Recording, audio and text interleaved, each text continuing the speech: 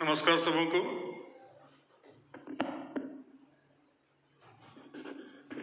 Hello.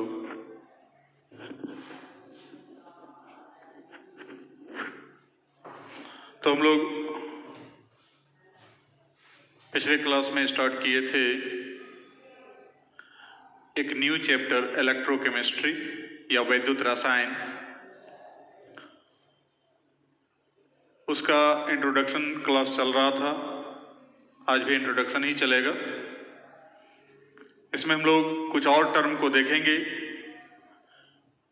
आशा करते हैं कि आप लोगों को पिछला क्लास बढ़िया लगा होगा। क्या कुछ रिस्पांस पता चलता नहीं है यहाँ से, क्योंकि चेहरा आप लोग का दिखाई पड़ता नहीं है, पता नहीं चल पा रहा है कि क्या समझ रहे हैं नहीं समझ रहे हैं। प्लस आप लोग भी गूंगे एकदम आराम से सोए हुए हैं। खैर जो भी हो, तत्कालिक हम लोग अगला क्लास मैंने आगे वाला पार्ट को हम लोग शेयर करते हैं कि नेक्स्ट टॉपिक जो देख रहे हैं, कल तक हम लोग देखे थे कि सुचालक किसको कहते हैं, कुचालक किसको कहते हैं, सुचालक कितने प्रकार के होते हैं और अर्धचालक क्या है। अब आज हम लोग देखने जा रहे हैं वैद्युत अपघट्य और वैद्युत अपघटन से आप क्या समझते हैं, उसको पहले हम लोग देखते हैं। तो आगे हेडिंग दें, इलेक्ट्रोलाइसिस एंड इलेक्ट्रोलाइट।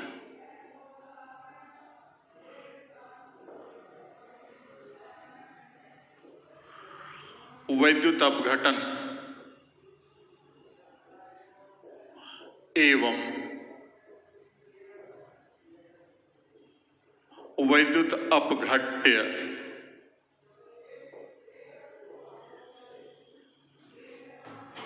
किसको कहते हैं। तो कहता है जब किसी भी रासायनिक पदार्थ के जलीय घोल या उसका द्रवित अवस्था, सॉलिड स्टेट नहीं, द्रव के रूप में जब चेंज हो जाए, पिघला करके उसको रखें, तो पिघले हुए अवस्था में जब हम लोग उसको इलेक्ट्रिक करंट पास कराते हैं, कंपाउंड लिए एक बर्तन में, उसको पिघला दिए या उसका जलीय घोल लिए और उसमें जाकर के जो है कि इलेक्ट्रिक करंट पास कराएंगे, जैसे सेल में होता है, बैटरी में होता है।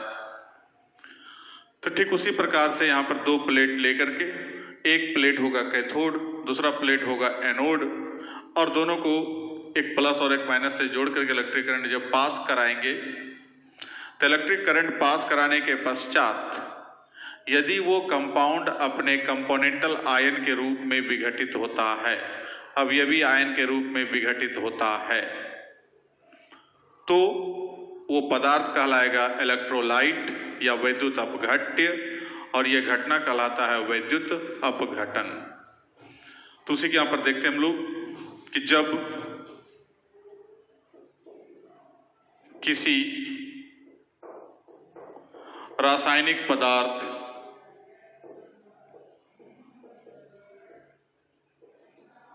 के द्रवित अवस्था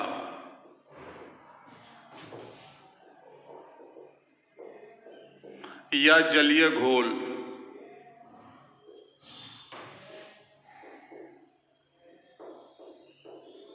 से होकर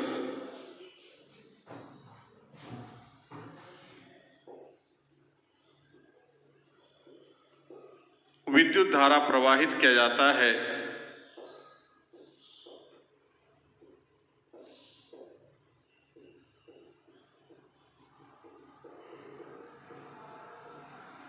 तब यदि वह पदार्थ अपने अवयवी आयनों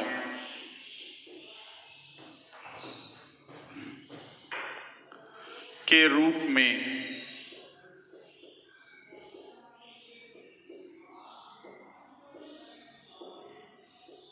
विघटित होते हैं, तो उस पदार्थ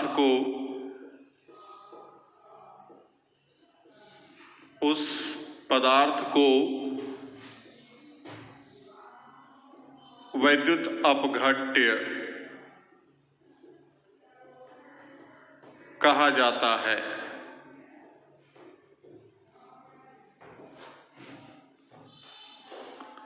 तथा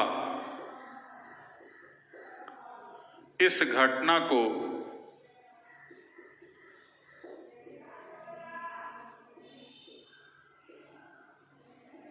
वैद्युत अपघटन कहा जाता है। जैसे यहां पर हम लोग एग्जाम्पल में देखें, आयनिक यौगिक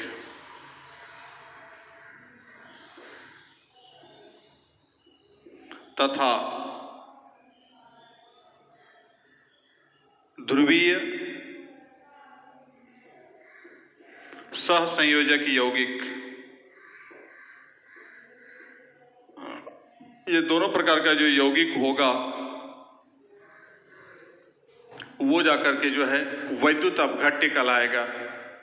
जैसे यहां पर हम लोग देखते हैं NaCl, KBr, CH3COOH, HCl, H2SO4, HNO3,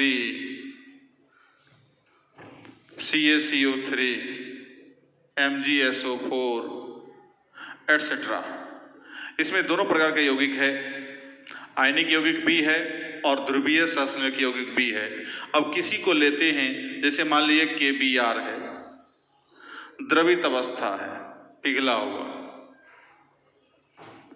अब इलेक्ट्रिक करंट पास कराएंगे,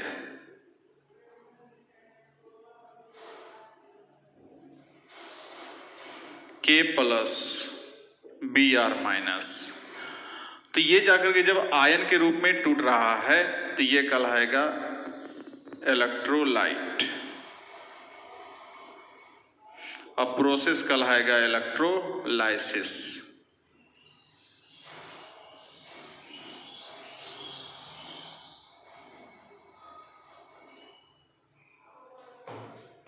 ये प्रक्रिया कहलाएगा इलेक्ट्रोलाइसिस और ये पदार्थ कहलाएगा इलेक्ट्रोलाइट या वैद्युत अपघट्य। तो फिर से एक बार समझ लें कि वैसा रासायनिक पदार्थ जिससे होकर के, जिसका द्रवित अवस्था लेंगे या जलीय घोल लेंगे, उससे होकर के यदि विद्युत धारा प्रवाहित करते हैं और विद्युत धारा प्रवाहित करने के बाद वो यदि अपने अवयवी आयन, मतलब जो धनायन और ऋणायन वहां प्रेजेंट है, उस आयन के रूप में यदि विघटित हो जाता है, टूट जाता है, यदि टूटता है तब, नहीं टूटता है तो उसको हम वैद्युत अपघट्य नहीं कहेंगे। जो टूटता है इलेक्ट्रिक करंट पास कराने के बाद, उस पदार्थ को हम लोग कहेंगे वैद्युत अपघट्य और यह घटना कहलाएगा वैद्युत अपघटन या इलेक्ट्रोलाइसिस। समझ गया होगा सब? तो ये था वैद्युत अपघट्य। अब हम लोग इसको आगे बढ़ाते हैं।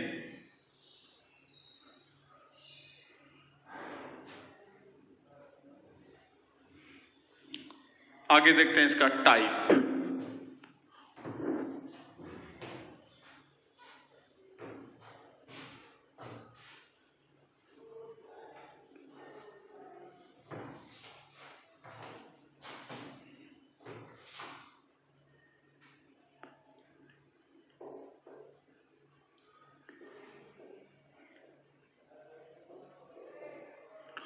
वैद्युत अपघट्य के प्रकार।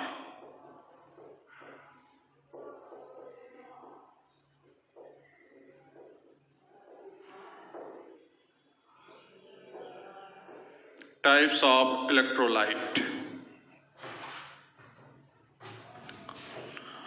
तो वैद्युत अपघट्य को दो भाग में बांटते हैं। इसे निम्नांकित दो भागों में बांटा गया है।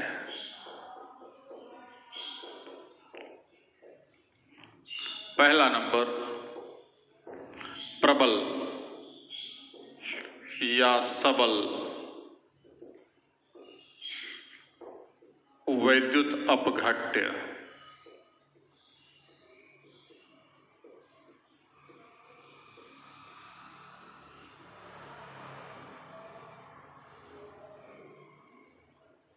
स्ट्रॉन्ग इलेक्ट्रोलाइट,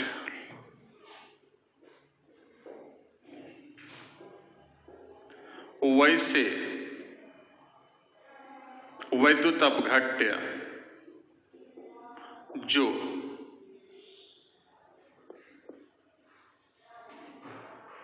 आसानी पूर्वक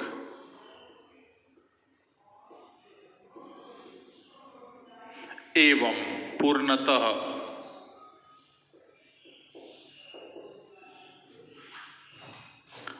अपने अवयवी आयनों के रूप में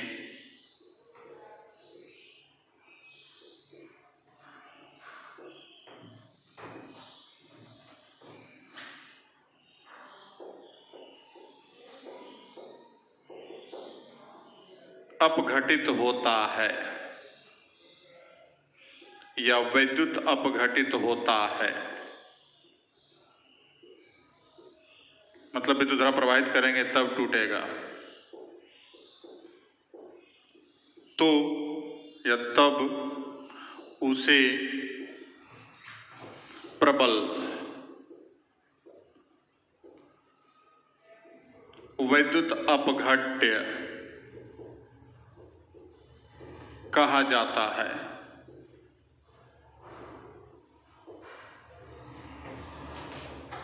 एग्जाम्पल के लिए आयनिक कंपाउंड,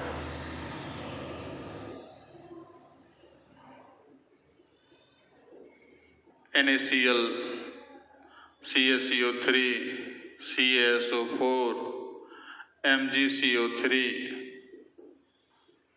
Mg3PO4 का whole 2, KBr, AlCl3, AlPO4 etcetera.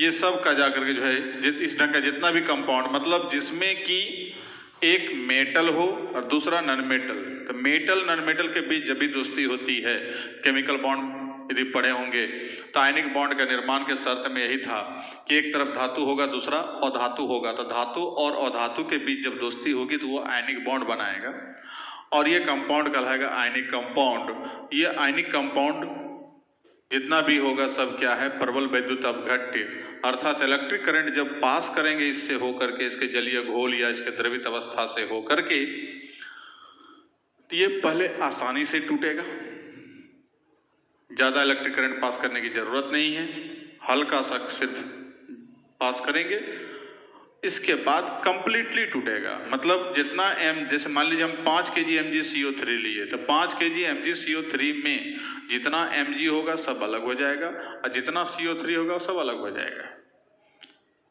1 kg यदि बाय द वे हम लिए यहाँ सोडियम क्लोराइड, तो उसमें सोडियम जितना होगा सब अलग, क्लोरीन जितना होगा सब अलग, घोल में कुछ बचा हुआ नहीं रहेगा।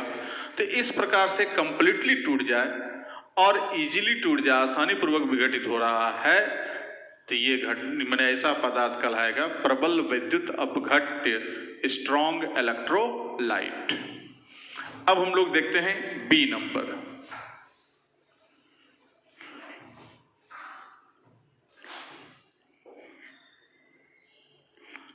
दुर्बल वैद्युत अपघट्य, वीक। कहता वैसे वैद्युत अपघट्य जो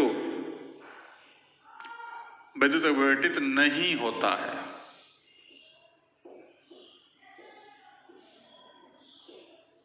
आसानी पूर्वक नहीं होता है, कंप्लीटली नहीं होता है, तब उसे हम लोग क्या कहेंगे, दुर्बल। मैंने एक टोक याद रखें, दूसरा अपने याद हो जाएगा, उसको दुर्बल वैद्युत अपघट्य कहा जाएगा। तो फिर से देख लें, कहता वैसे वैद्युत अपघट्य जो आसानी पूर्वक एवं पूर्णतः अपने अवयवी आयनों के रूप में वैद्युत अपघटित नहीं होता है, पूर्णतः नहीं हो रहा है और आसानी पूर्वक नहीं हो रहा है, तो उसको हम लोग क्या कहेंगे, दुर्बल वैद्युत अपघट्य। एग्जाम्पल के लिए पोलर कोवैलेंट, कंपाउंड।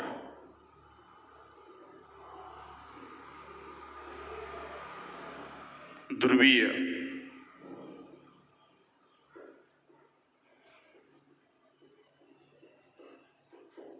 सहसंयोजक, यौगिक।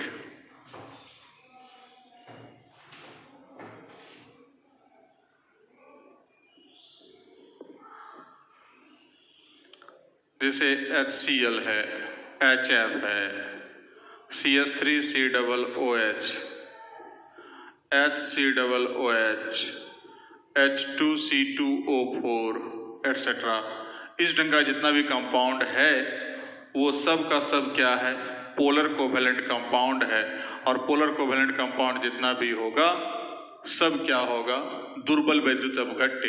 टूटेगा जरूर लेकिन कंप्लीटली नहीं टूटेगा, वो पूर्णतः नहीं टूट करके या आसानी पूर्वक नहीं टूटेगा। वो जो है टूटेगा तो जरूर, लेकिन उसमें क्या होगा कि कुछ मात्रा, जैसे मान लीजिए हम 2 kg लिए तो 2 kg फॉर्मिक एसिड लिए हैं, तो फॉर्मिक एसिड में हमको जितना H है और जितना COO HCOO माइनस है, तो दोनों यदि हमको यहाँ पर ये टूटता है, इसको यदि हम तोड़ने के लिए चाहेंगे ये टूटेगा H प्लस में और HCOO माइनस में।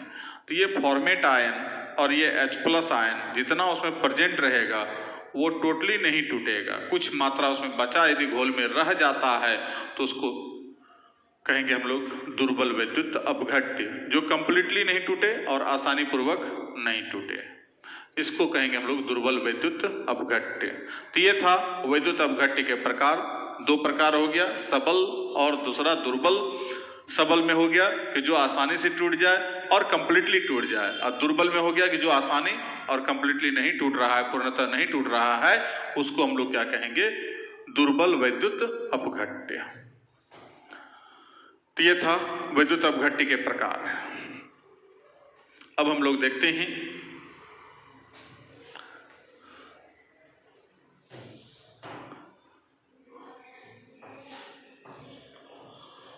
वैद्युत अनपघट्य।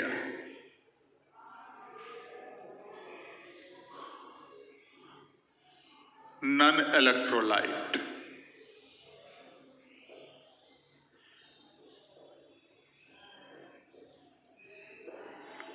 वैसे रासायनिक पदार्थ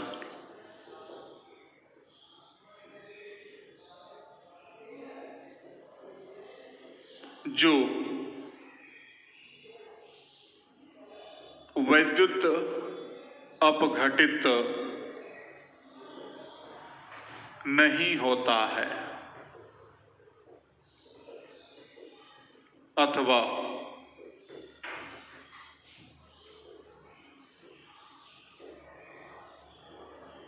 जिसका वैद्युत अपघटन कराने पर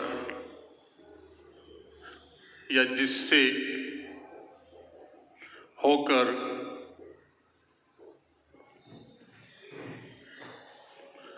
विद्युत धारा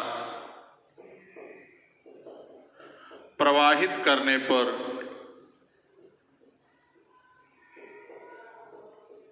अपने अवयवी आयनों के रूप में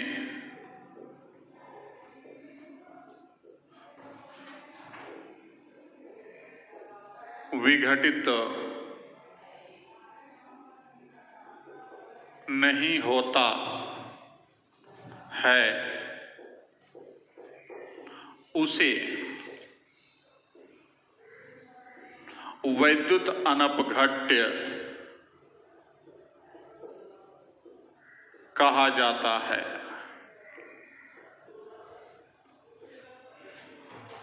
मतलब यदि उसमें इलेक्ट्रिक करंट पास कराते हैं उसके जलीय घोल से होकर के या पिघले अवस्था से होकर के या जिस भी रूप में, तो वो अपने अवयवी आयन के रूप में यदि नहीं टूटता है तो उसको हम लोग कहेंगे वैद्युत अनपघट्य। जैसे यहाँ पर एग्जाम्पल के लिए सभी अध्रुवीय, सहसंयोजक, यौगिक,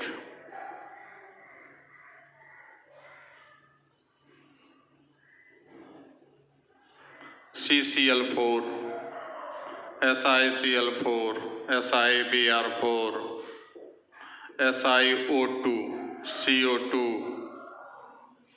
GeO2, GeCl2,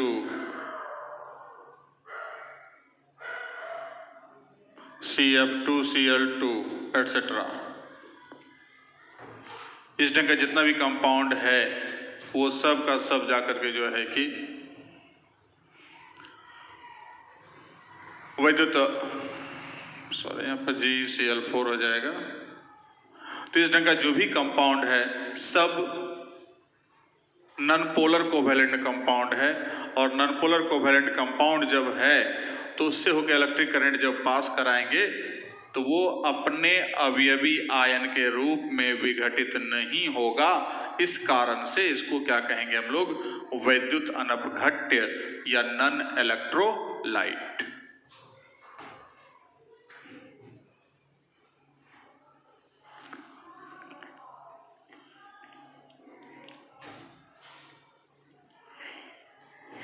अब इसी से रिलेटेड एक टॉपिक हम लोग, बड़ा टॉपिक यहां पर देख रहे हैं, मतलब देखने जा रहे हैं, आर्हेनियस का आयनिक सिद्धांत।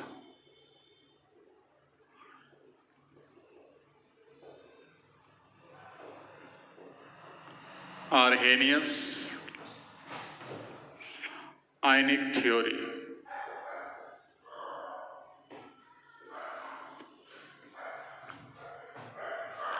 किसी रासायनिक पदार्थ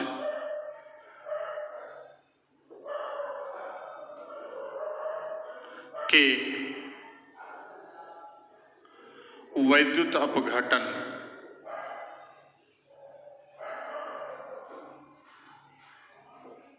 से संबंधित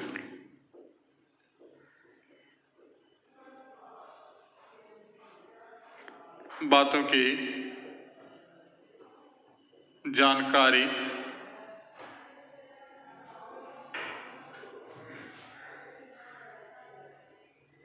आर्हेनियस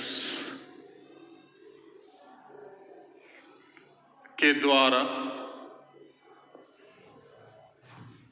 दिया गया है, जिसे आर्हेनियस का आयनिक सिद्धांत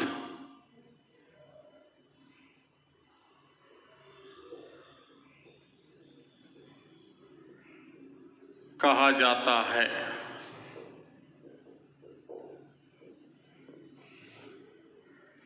इस सिद्धांत के अंतर्गत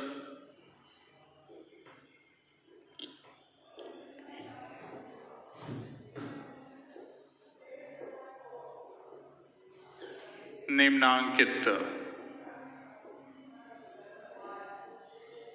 अलग अलग जानकारियां दी गई है। पहला नंबर, वही जो परिभाषा हम लोग देखे हैं कि किसी रासायनिक पदार्थ, जो विद्युत अपघट्य का परिभाषा देखे हैं, वही परिभाषा यहीं से उठ के गया है कि जलीय घोल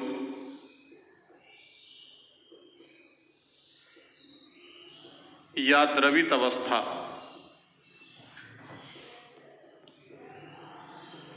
से होकर विद्युत धारा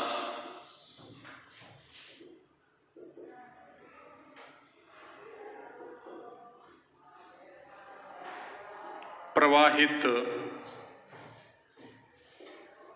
किया जाता है, तो वह पदार्थ अपने अवयवी आयनों के रूप में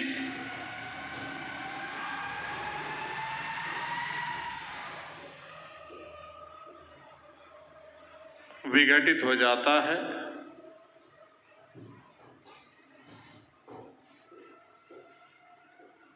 जिसे वैद्युत अपघट्य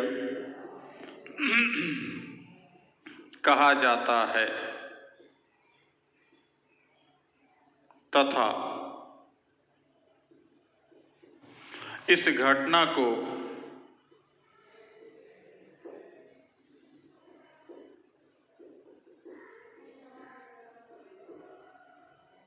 वैद्युत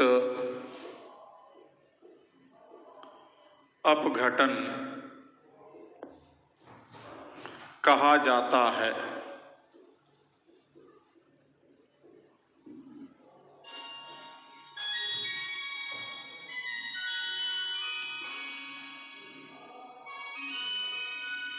दूसरा पॉइंट,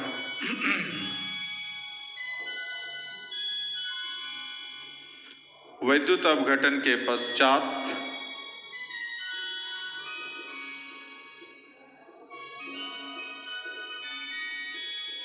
किसी वैद्युत अपघट्य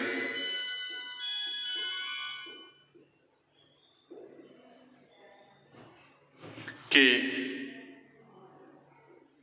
धनावेशित अवयवी आयन को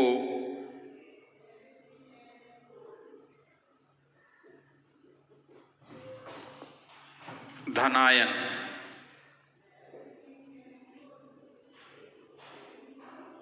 इंग्लिश में कैटायन कहा जाता है।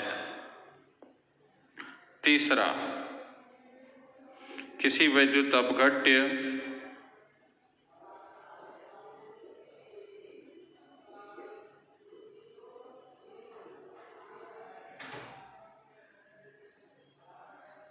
के वैद्युत अपघटन के पश्चात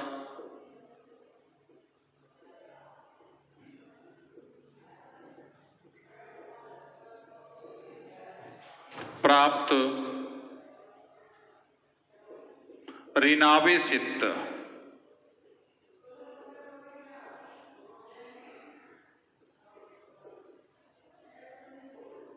अवयवी आयन को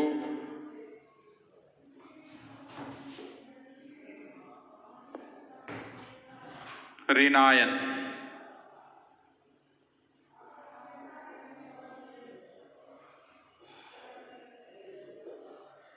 एनायन कहा जाता है।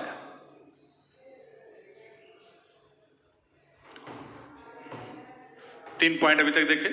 पहला तो परिभाषा हम लोग देख चुके हैं कि वैसा रासायनिक पदार्थ जो जिसके जलीय घोल या द्रवित अवस्था से होकर विद्युत धारा प्रवाहित करेंगे, यदि वह पदार्थ अपने अवयवी आयन के रूप में विघटित हो जाएगा, उस विघटित होने वाले पदार्थ को हम लोग क्या कहेंगे?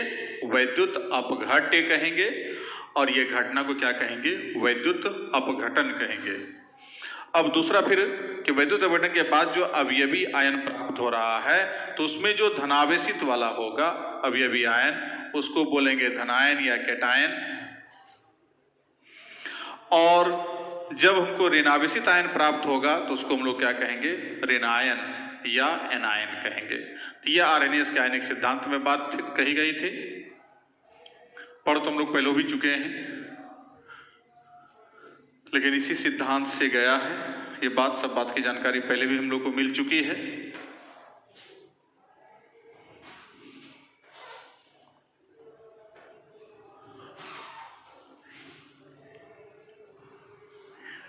चौथा नंबर,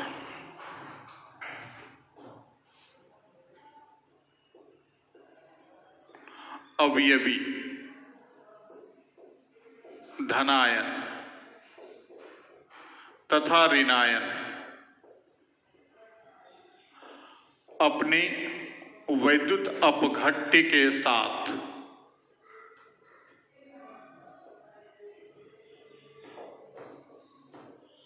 हमेशा गतिक साम्य की अवस्था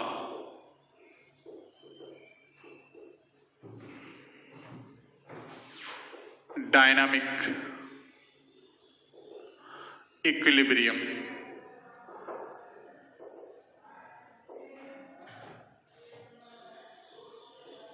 बनाए रखता है।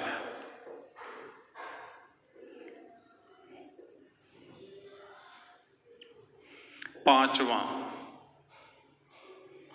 वैद्युत अपघटन के पश्चात, सबको समझा रहे हैं तुरंत, के पश्चात ऋणायन इलेक्ट्रॉन त्याग कर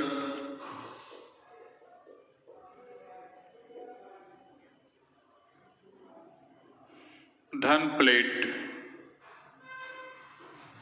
एनोड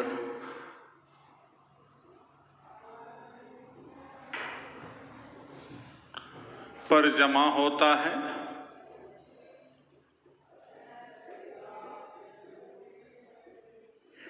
छठा नंबर,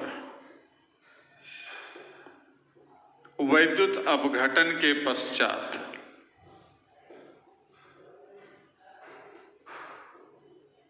धनायन इलेक्ट्रॉन ग्रहण कर ऋण प्लेट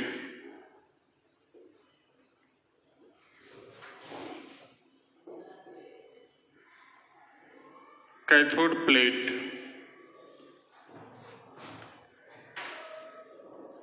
पर जमा होता है।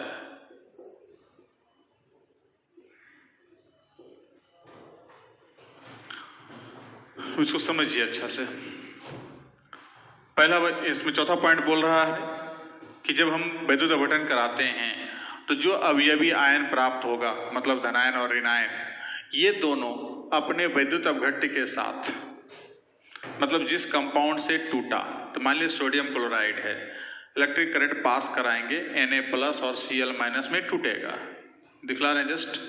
अब वो Na+ Cl- और ये NaCl दोनों आपस में एक दूसरे के साथ कौन सा अवस्था बनाए रखेगा? गतिक साम्य की अवस्था। तो साम्य अवस्था कब प्राप्त होता है? जब केमिकल काइनेटिक्स में बताए थे कि जब रिवर्सिबल रिएक्शन रहे, उत्क्रमणीय प्रतिक्रिया रहे, अर्थात इधर से जो लेफ्ट से राइट जा रहा है रिएक्टेंट टू प्रोडक्ट, जो कंप्लीट हो रहा है रिएक्शन, उसको क्या बोले थे? फॉरवर्ड रिएक्शन या अग्रगामी प्रतिक्रिया। फिर प्रोडक्ट से रिएक्टेंट की ओर जो रिटर्न हो रहा है रिएक्शन, उसको बोले थे हम लोग बैकवर्ड रिएक्शन या पश्चगामी प्रतिक्रिया या अनुगामी प्रतिक्रिया। और दोनों प्रतिक्रिया का जब वेग या वेलोसिटी या रेट आपस में बराबर हो जाए, उस अवस्था को बोलेंगे साम्य अवस्था। तो वो अवस्था कहलाएगा यहाँ पर मेरा कौन सा? तो गतिक साम्य की अवस्था कहलाएगा। उस अवस्था को बनाए रखता है हमेशा। मतलब जितना तेजी से जो इलेक्ट्रोलाइट है, विद्युत अपघट्य है, वो टूट के धनायन और ऋणायन बनाता है, उतने तेजी से वो दोनों मिल के फिर विद्युत अपघट्य के रूप में परिवर्तित होता है। तो ये प्रक्रिया दोनों एक दूसरे के साथ समानांतर रूप से चलते रहता है, और वो जो उसका जो वेलोसिटी है या स्पीड है, वो हमेशा आपस में क्या होता है? बराबर होता है।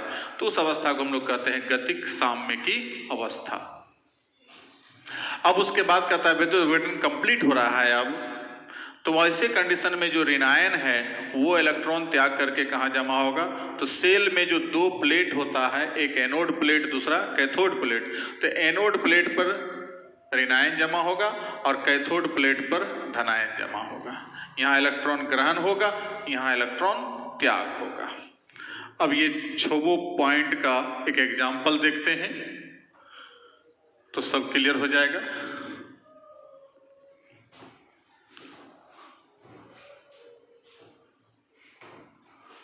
चलिए देखिए, जैसे मान लीजिए यहां पर हमको है MgCl2 द्रवित अवस्था में है। अब इधर से इलेक्ट्रिक करंट पास कराते हैं, तो परिभाषा यहां बताया गया कि MgCl2 द्रवित अवस्था में यदि करंट पास कराते हैं तो यह अपने अवयवी आयन के रूप में टूटेगा। टूटा। अब ये कंप्लीट यहां पर जो टूटा तो ये प्रोसेस कहलाएगा इलेक्ट्रोलाइसिस, वैद्युत अपघटन।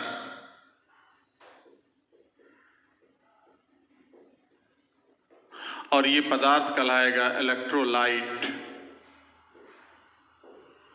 वैद्युत अपघट्य, जो पीछे भी बता चुके अभी तुरंत। ये चर्चा हम लोग पीछे कर चुके। अब यहां जो आयन प्राप्त हुआ तो इसमें प्लस चार्ज वाले को बोले हम लोग तीसरा पॉइंट में कि धनायन है ये, या इंग्लिश में कैटायन। और ये जाकर के एनायन है, अर्थात ऋणायन। अब उसके बाद चौथा पॉइंट बताए कि यहां पर जो है इधर वाला फॉरवर्ड रिएक्शन, इधर वाला बैकवर्ड रिएक्शन, दोनों का रेट बराबर है। कब? At dynamic equilibrium.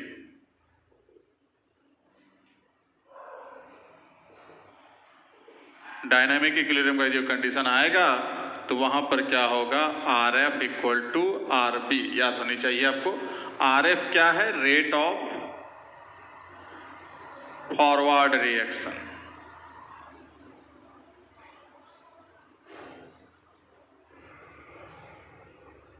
अग्रिम या अग्रगामी प्रतिक्रिया की दर।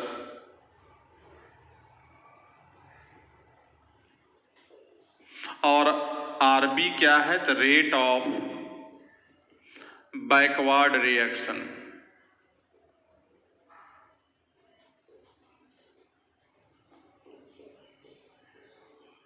पश्चगामी प्रतिक्रिया की दर। तो अग्रगामी प्रतिक्रिया की दर और पश्चगामी प्रतिक्रिया की दर, यहां पर जब दोनों बराबर हो जाएगा उस अवस्था को हम लोग बोलेंगे डायनामिक इक्विलिब्रियम। ऐसे इक्विलिब्रियम खाली बोलते हैं। तो चूंकि यहां पर रनिंग वाला पोजीशन हो रहा है, गति मूवमेंट है, मोशन है, इसलिए यहाँ पर डायनामिक इक्विलिब्रियम हो गया। केमिकल रिएक्शन जब चेंज होता है तो केमिकल इक्विलिब्रियम होता है, फिजिकल अवस्था चेंज होता है तो फिजिकल इक्विलिब्रियम होता है। तो अलग अलग कंडीशन में अलग अलग इक्विलिब्रियम है। यहाँ पर हम लोग को डायनामिक इक्विलिब्रियम है, क्योंकि यहाँ पर मोशन में है, सबका यहाँ पर मोशन जो बहुत तेज गति से यहाँ पर ये उसमें टूट रहा है, फिर ये दोनों मिलकर इसको बना रहा है, तो दोनों अपना अपना अलग अलग वेलोसिटी के साथ कंप्लीट हो रहा है। तो इस टाइप का कंडीशन यहाँ पर पैदा होता है जब इलेक्ट्रिक करंट पास कराते हैं तब। अब उसके बाद जो पांचवा छठा पॉइंट देखे, कहता उसमें जो ऋणायन है वो जमा हो रहा है एट एनोड प्लेट। कौन? 2Cl माइनस, इलेक्ट्रॉन त्याग करेगा, Cl2 बनाएगा। और कैथोड प्लेट पर क्या हो रहा है भाई? तो कैथोड प्लेट पर हो रहा है,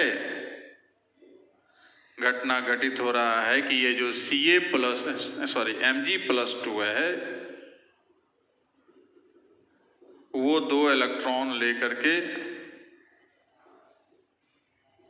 Mg के रूप में जमा होगा कैथोड प्लेट पर। तो इस प्रकार की प्रक्रिया कंप्लीट होता है पूरा इलेक्ट्रोलाइसिस के दौरान, जो सेल में इलेक्ट्रोलाइसिस कराया जाता है तब। तो ये है आपका 6 पॉइंट तक।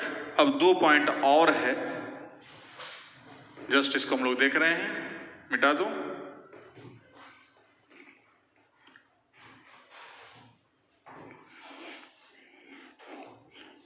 ये 2 पॉइंट जो हम देखने जा रहे हैं ये पहले देख चुके हैं, सॉल्यूशन चैप्टर में देखे थे जब हम लोग एसिड बेस का परिभाषा दे रहे थे। तो 7वां पॉइंट, यदि वैद्युत अपघट्य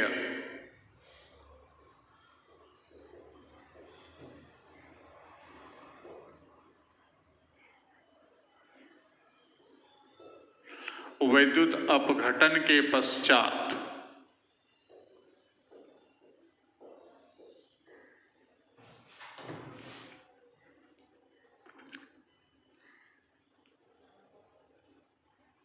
धनायन के रूप में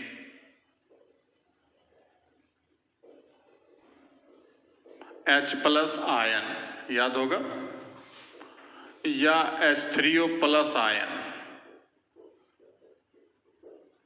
मुक्त करता है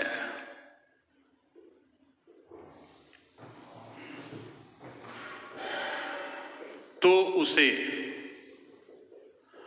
आर्हेनियस एसिड कहा जाता है।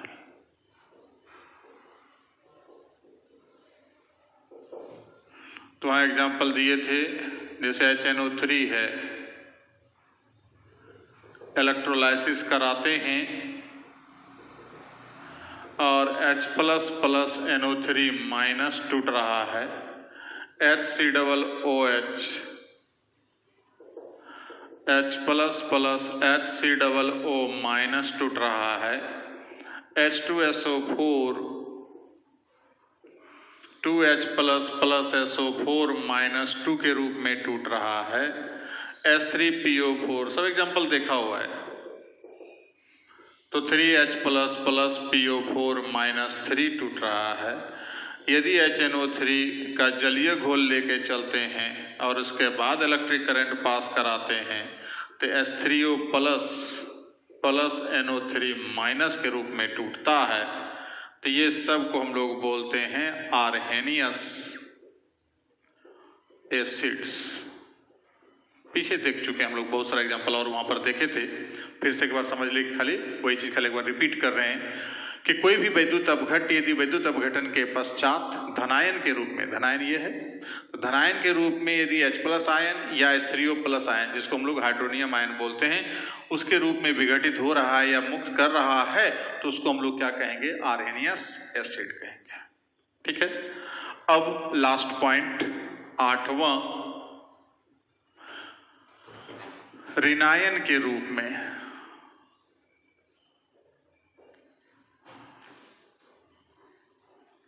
OH माइनस आयन मुक्त करता है तो उसको हम लोग कहते हैं आर्हेनियस बेस। उसको क्या कहेंगे, आर्हेनियस बेस। तो एग्जाम्पल था NaOH,